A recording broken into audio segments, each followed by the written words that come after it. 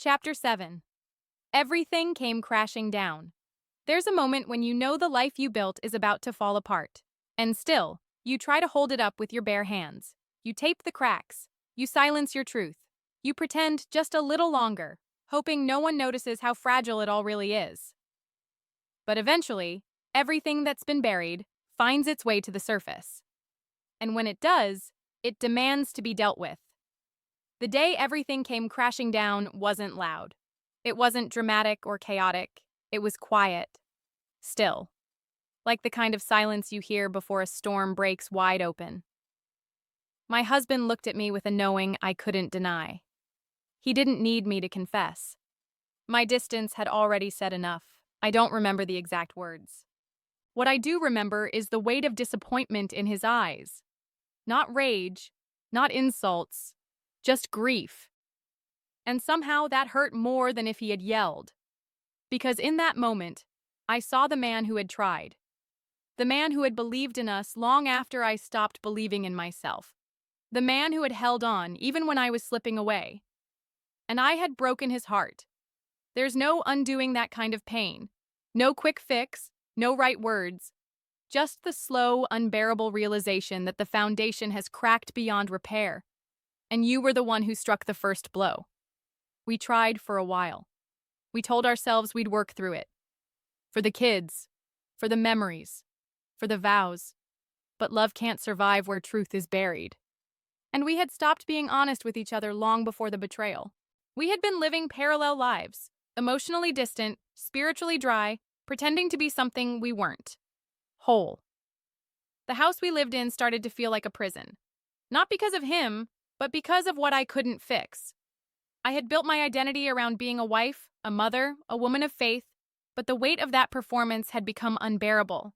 I was drowning in my own shame, and no amount of trying could lift me above it. And then, it all collapsed. Not just the marriage, but the life we built, the home, the stability, the routine. The smiles faded. We unraveled completely. And for the first time, I was forced to look around at the ruins and admit the truth. I had helped destroy what I claimed to love. I blamed myself. Entirely. And maybe that blame was justified. But carrying it didn't fix anything. It only pushed me deeper into a pit I didn't know how to climb out of. I became a stranger to myself. I couldn't look my children in the eye without feeling like a failure. I couldn't sit in silence without hearing every mistake echo in my mind. I couldn't feel God. Not because he wasn't there, but because I didn't believe I was worthy of his presence anymore. I moved from place to place, slept on couches, lived in survival mode. My days were spent figuring out where I'd sleep next, how I'd eat, how I'd get through the night without completely falling apart. There's a particular pain in knowing you once had everything you prayed for, and still lost it. And I lost it not because life was unfair, but because I wasn't healed enough to hold it.